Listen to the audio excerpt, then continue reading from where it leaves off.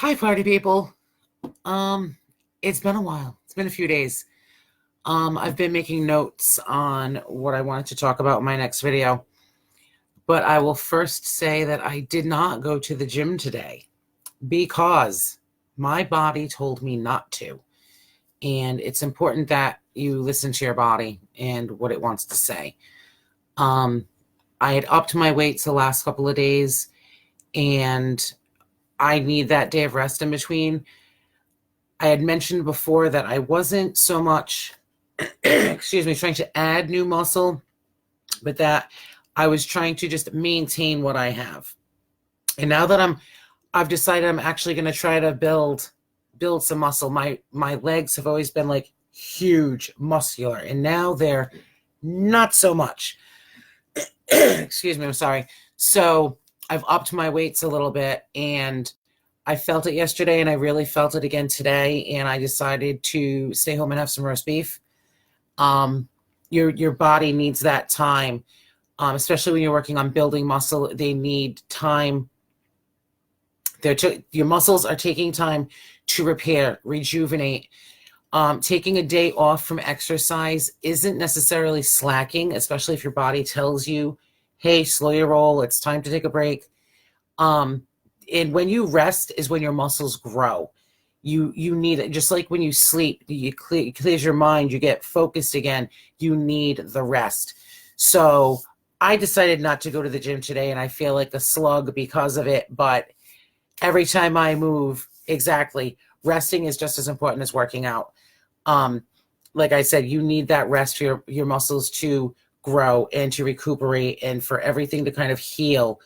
And then you can get back to it.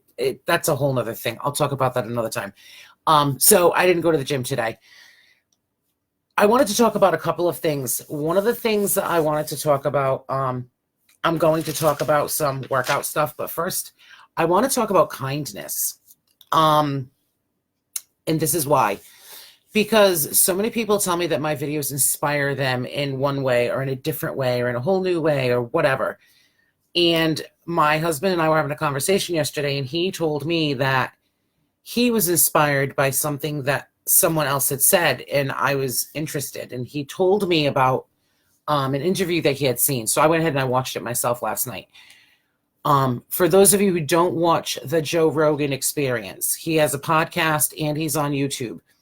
And he speaks to comedians, idiots, scientists, politicians of all sorts, decorated veterans, celebrities of all types. He talks to everybody, and more often than not, the conversations are really thought-provoking and interesting.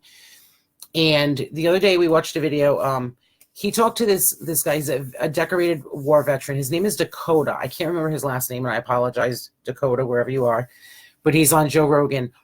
And he talked about some of his experiences in the Middle East. And it's heavy for most of us who aren't military. He talked about taking someone's life.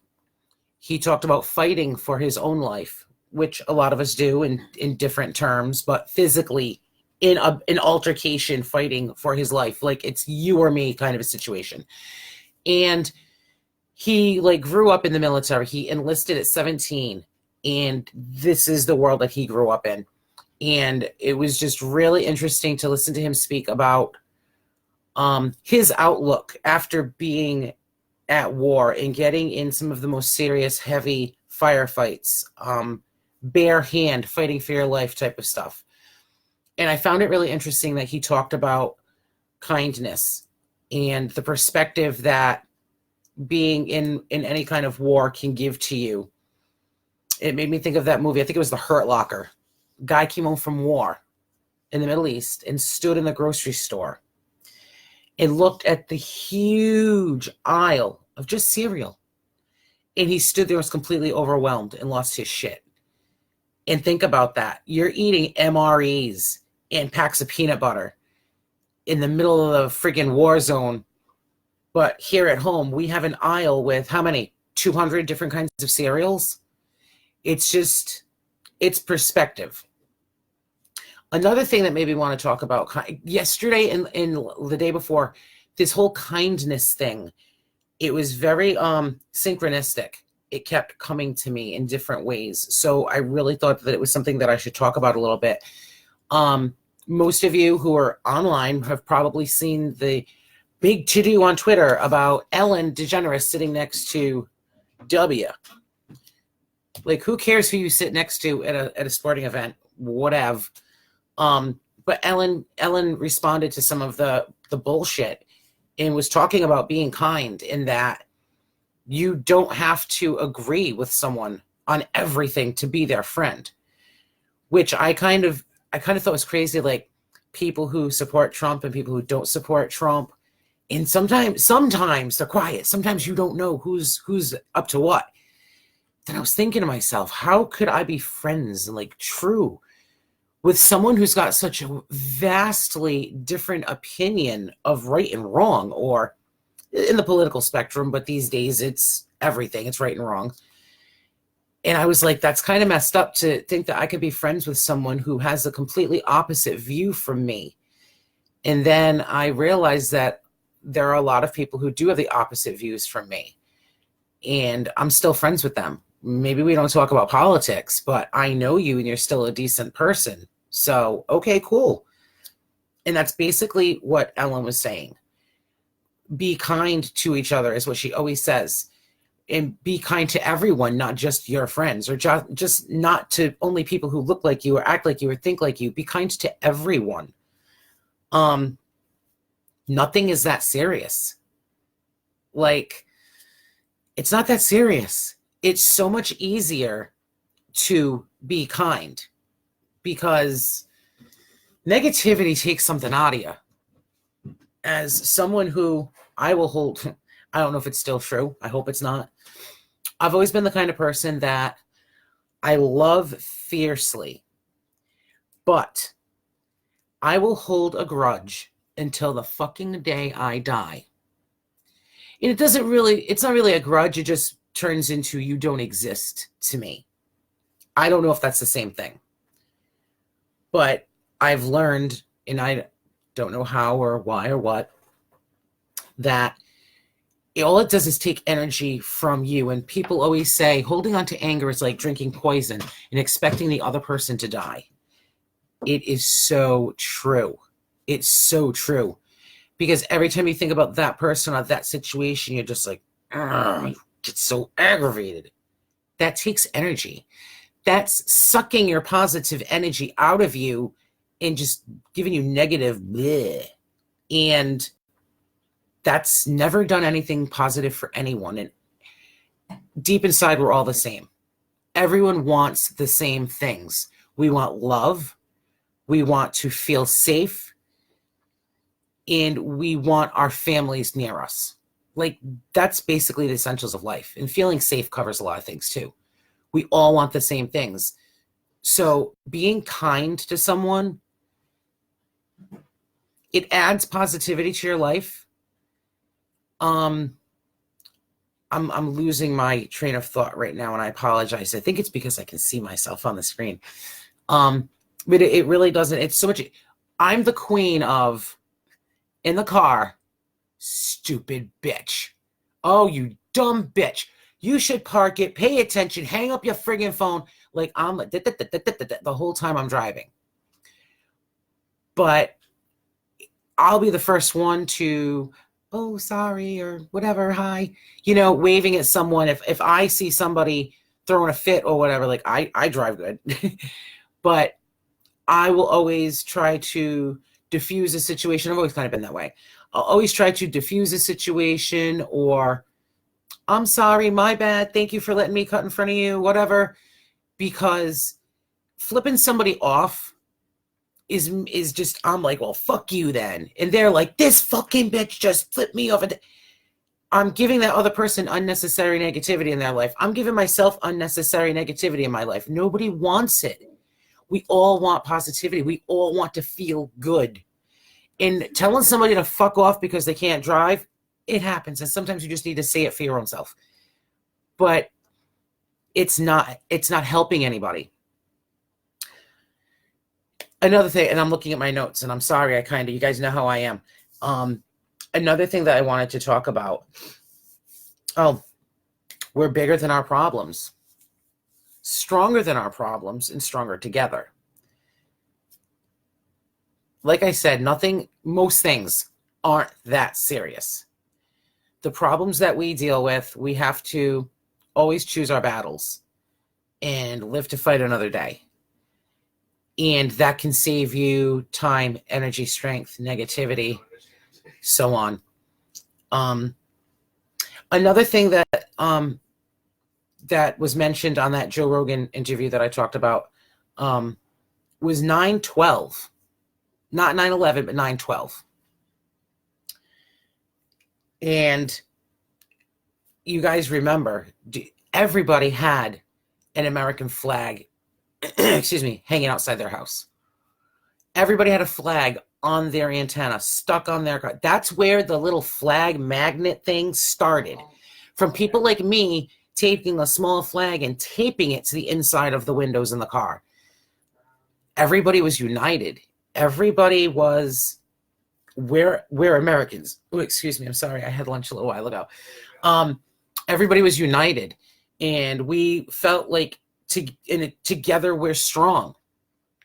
And Ronald Reagan said it best.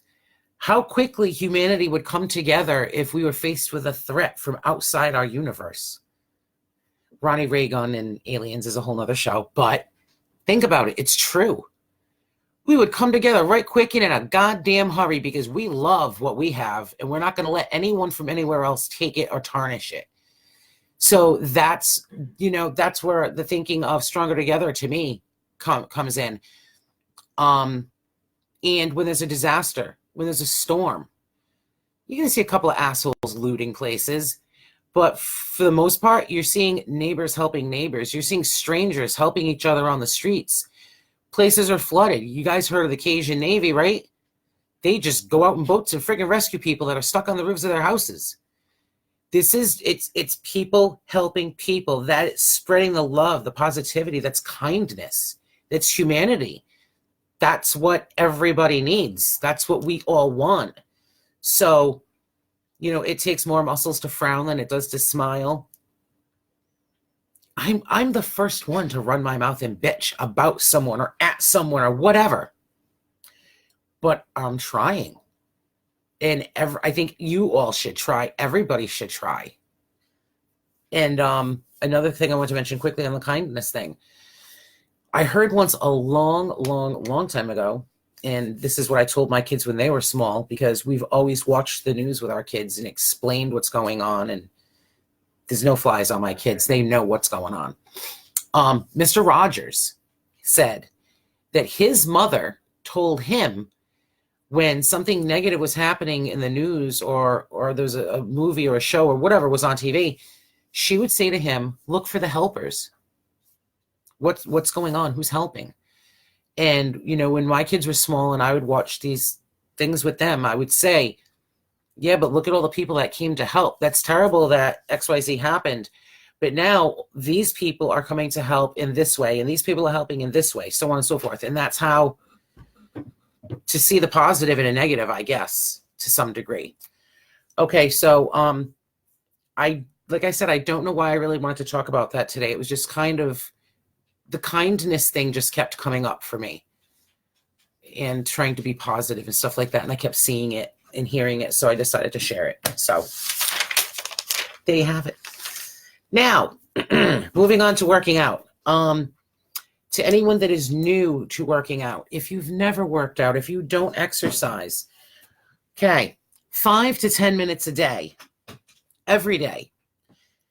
Slowly increase it until you can get to 45 minutes a day. That's it. I was going to talk about target heart rates, but I'm not a trainer or anything like that. So you need to do some research and figure out your target heart rate and then get up to it for 20 to 30 minutes a day, at least 5 days a week. That's a good starting point, and that's what's healthy for everyone. Building muscle is important. This is everyone, but especially for post-op weight loss surgery folks.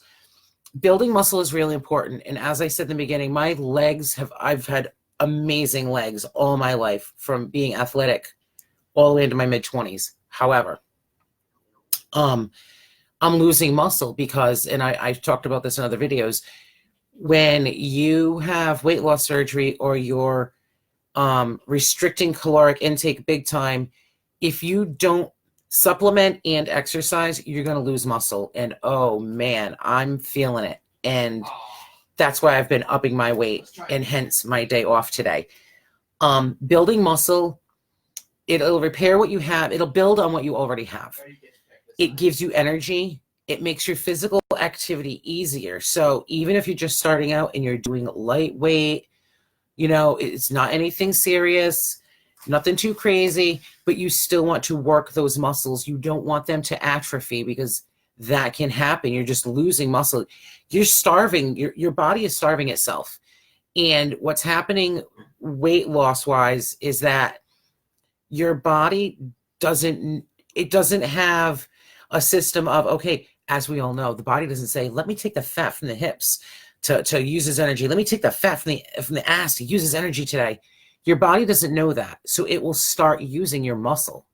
Not only the fat, you lose some of the fat, but you've got a ton of skin left.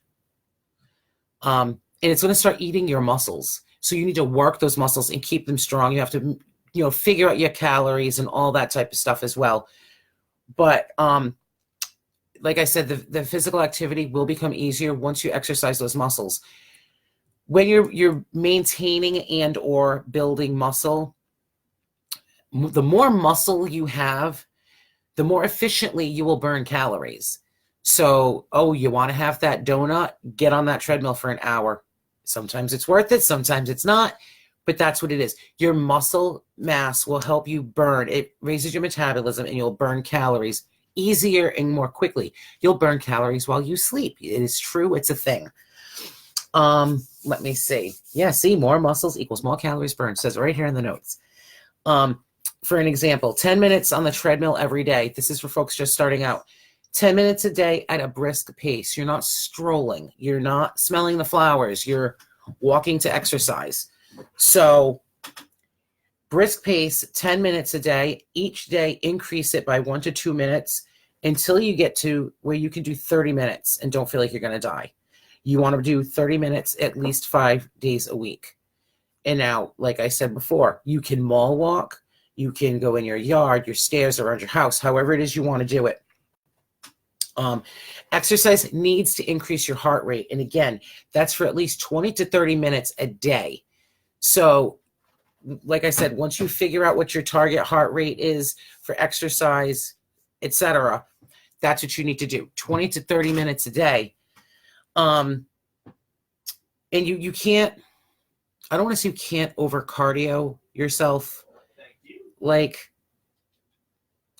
look into that on your own. I'm not going to, I don't want to say the wrong thing, but if you feel comfortable walking or jogging or running on a treadmill or however for 2 hours, if you're cool with that, if you feel okay doing that, then you can do that. No one's going to say to you, oh, that's too much cardio. Like, moderation is key. Unless you're training for a marathon, there's really no reason for someone to do 2 hours on a treadmill. But if you want to, you can. That's all I'm saying. Okay. Some other good tips are to get a partner. When you have a partner in your mall walk, your yard walk, whatever, or going to the gym, it's not only to not feel lonely at the gym, to have somebody to kind of chit chat with. It's not only that, it's you kind of, in a way, will start to feel accountable to that other person. Like, if I blow off the gym today, then Betty Lou's going to be all alone. Or if I blow off the gym today, Betty Lou won't go, and that's not fair to her. So that's kind of another way to give yourself some accountability by having a partner. And, the same goes for the partner as well. Earbuds. I don't use them right now. I think that once I get a bit heavier and longer into my workouts, I'll listen to my music and stuff.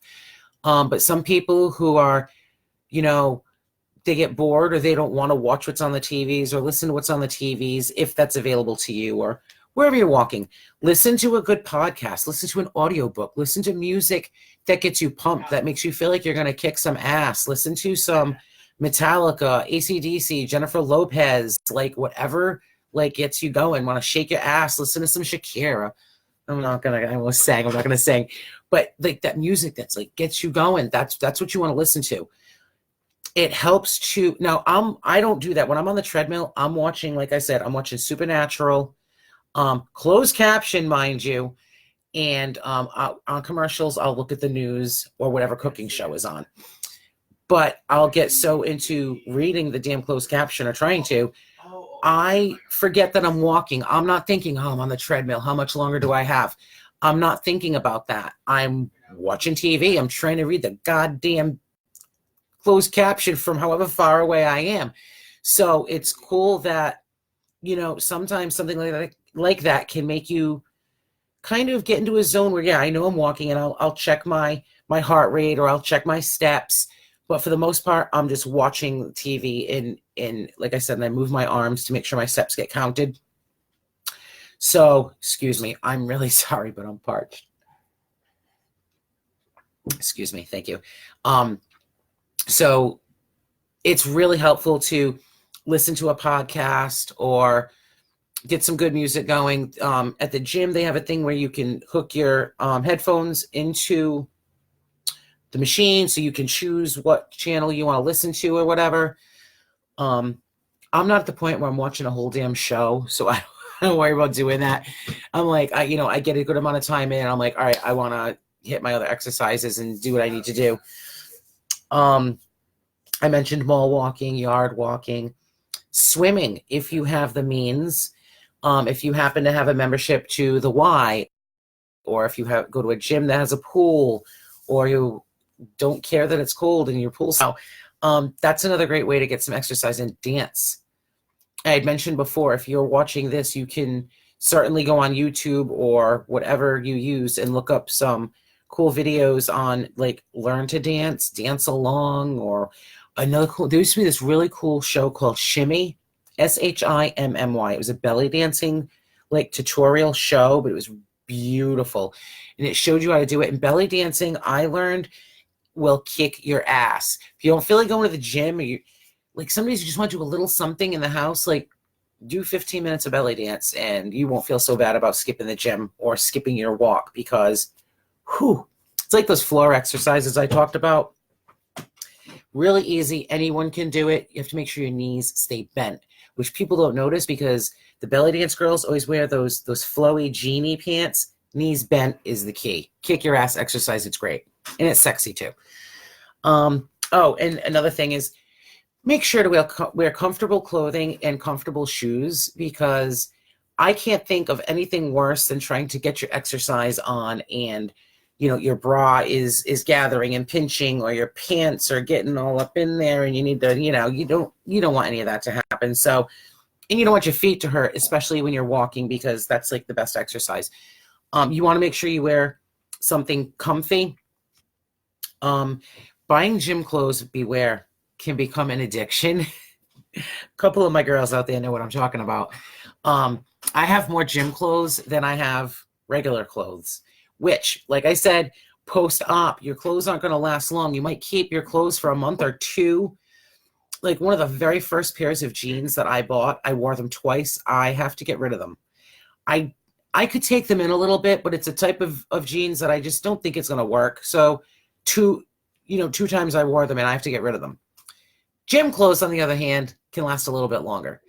Actually, the first pair of gym pants that I bought, they're like a little, like, came to about the knee.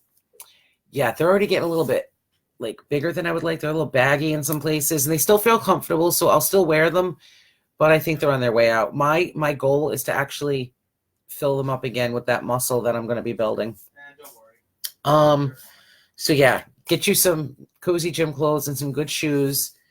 You don't have to spend a bunch of money. Go to Savers. That's where I get my gym clothes. How long am I going to wear them for? I don't need to go out, and nobody needs to go out and buy a $50 freaking muscle shirt. Who needs that? You can go to a thrift store and get it for $4. Like, why not?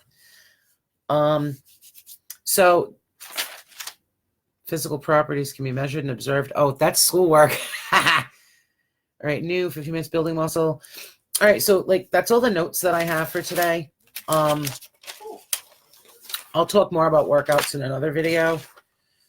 Because I like made a little schedule type thing because I want to.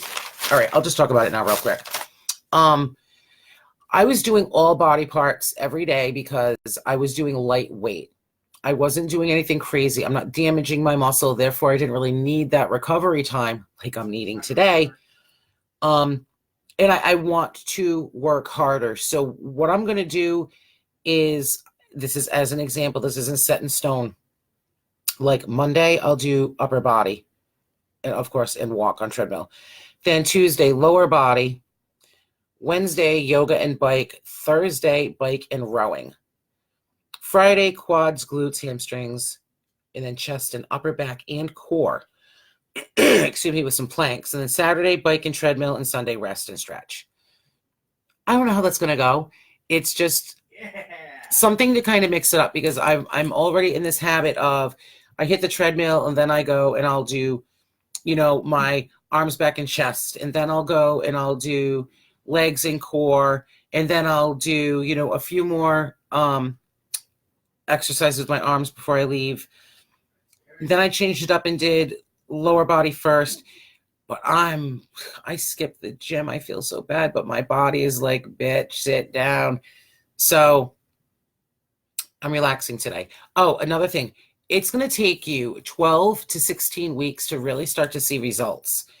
You're going to feel it. Like I always say, you're going to feel results right away. You're going to feel more energy. You're going to feel more positive. You're going to feel less angry and pissed off and like shit and everything else. You're going to feel better, like emotionally and mentally. But it's going to take at least 12 weeks for you to really start to see the physical manifestation of all this fucking work you're doing. So when you start working out and working out slow, or like I said, like me, like you're not lifting huge weights, you're doing a reasonable amount of reps, you're not going nuts, fine. Don't quit after a month because you don't feel like you're getting any results. If you go a month and you quit, you're full of shit because you're going to feel so amazing, like I said, emotionally and mentally anyway. But don't quit after a month. Give yourself a few months. Get in there. 12 to 16 weeks to really start to see the results. Don't give up. Keep pushing forward. Because if this lazy bitch can do it, we all know for damn sure that you can do it too. Yes, you can do what I do. And I can't wait until I'm like doing the full body pictures, showing off and stuff like that. I'll get there. I'm impatient, but pardon me, I would rather have things progress a little more slowly because losing weight rapidly can be detrimental to your health. Working out like crazy can be detrimental to your health. Moderation is key. Take your time, but stay vigilant, stay focused, stay determined. Keep at it. No matter what it is, no matter how small of a thing you're doing, if you walk 10 minutes on the treadmill, good for you. You're a badass. Tomorrow, do 11 minutes. And the next day, do 12. And every day when you don't feel like doing it, remind yourself that you're a badass and that you can do it. And you will do it because you can.